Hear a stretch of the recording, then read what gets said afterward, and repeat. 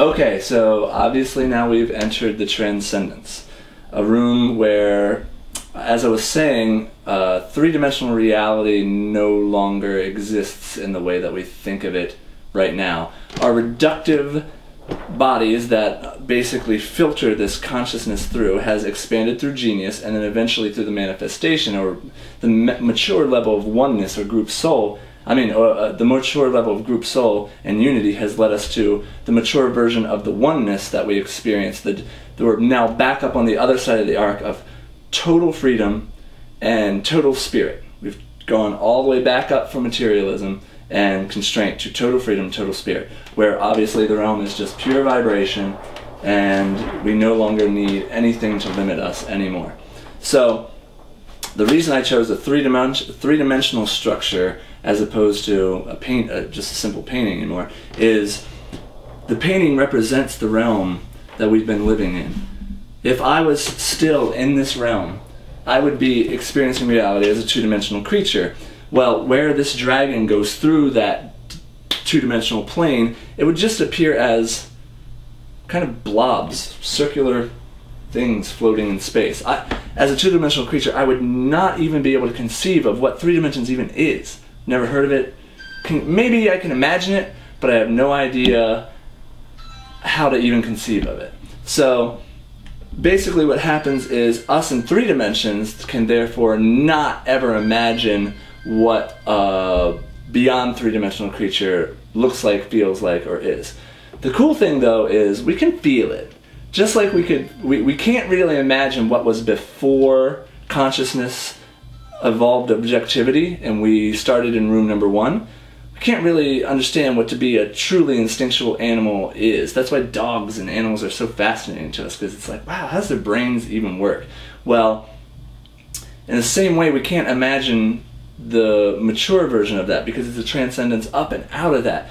But we can feel it. We empathize with those animals because we can kind of feel when we look into the eyes of an ape like a certain sameness. Well, we can definitely feel, and that's why things like heaven, it has existed since the beginning of time. We've been a religious animal from the beginning, you know what I mean? And we can imagine this ultimate destiny of transcendence, but we just can't really imagine it. So it's a very fascinating type of thing. So anyway, this three-dimensional figure, as it's breaking these dimensions and going into a whole other realm of reality, has become the merger of the man and the dragon. Like I said, it is the resolution of that half-dragon human embryo that is being grown out of the hand of the woman in room number 6, the manifestation, is now come to full fruition, and by that merging of no longer chasing enlightenment and uber consciousness, but becoming those concepts, we can shed three-dimensional reality and go into something that's back into total freedom, total just pure vibration, and experience life on a completely different plane. So the bottom side of the painting is painted as basically the vastness of space as far as human beings can even understand it technologically. The top side is painted as an abstract Big Bang, using the idea of art to get out the concept of yet another new beginning, but as big as we can even conceive of it in 3 dimensions. And the sculptural element represents the actuality of those concepts that are very just still as far-reaching and esoteric as we can even get in our brains, as far as we can even stretch our brains. The crazy awesome thing about this is once we resolve this, we've resolved our sevenfold structure of change. We have appropriately shepherded this consciousness through a process of change to have it mature, to take it back home from whence we've all come. Whether you think of that as what was before the Big Bang or heaven, it is that concept that has been with us and has guided us the whole way. A crazy thing is, if you think about our sevenfold structure, and the reason I loved the reflexive universe as an example is it works on a macrocosmic level as well. In that you have freedom, constraint, and freedom. Immature level all the way through to a mature level. Well, if you think about it on the level of our cosmos, our universe altogether, 3 dimensions as we can even conceive of it, the most free thing that started everything was the concept of let there be light. Whether you think of it as God turning the light switch on or the Big Bang, it is just pure potential. It is like room number one, where it's just a newness that is totally free, but it's still nothing.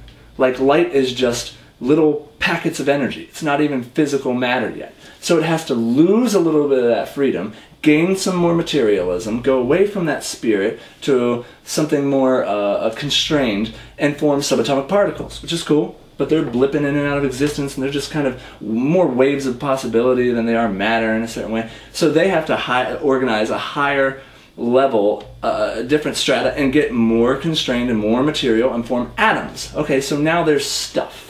There's stuff in this universe. It's not just this big realm of potential.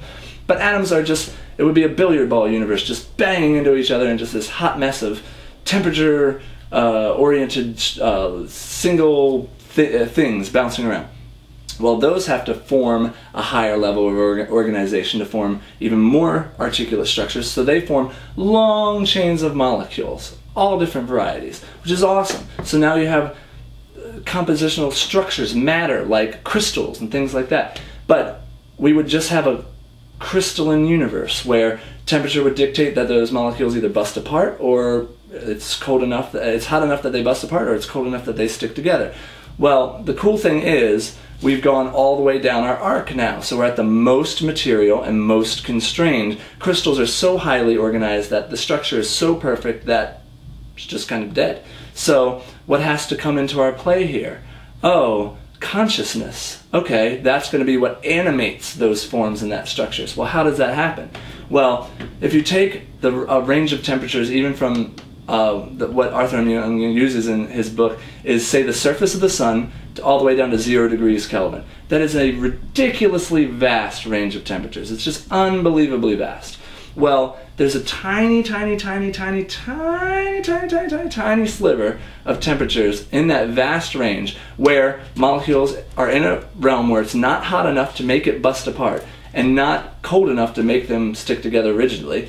So, because time is linear and something has to happen, the molecules have to develop sort of the first very basic levels of deciding for themselves what they want to do. Not in any way that we think of, but on that very base level, the first inklings of consciousness and will started to come into play.